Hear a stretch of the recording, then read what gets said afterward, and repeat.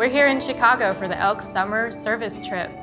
So the service trip is divvied up by day. So we're going to service sites from Monday and Friday. On Monday, we went to Breakthrough Ministries. So they serve underprivileged men and women and also a couple families on the west side of Chicago. They help create a safe space and help provide employment opportunities and meals. And there we were able to cook and serve food to people that were experiencing homelessness. And in the end, we were allowed to eat with them and get to talk to them.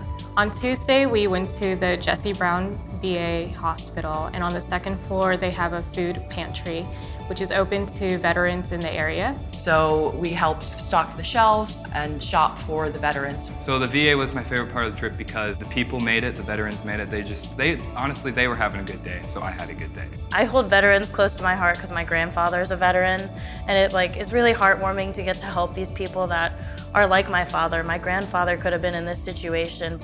So on Wednesday, we went to an urban art retreat. They primarily engage underprivileged youth in the area to do art activities.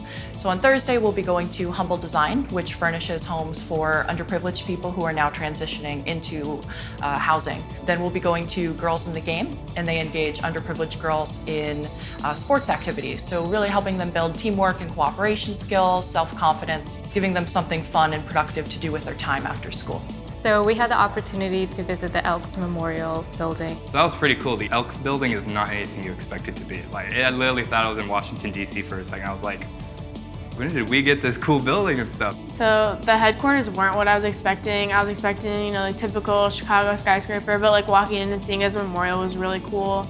And it was amazing to share that experience with the other scholars. We walked in and we were completely in awe of the design of the building.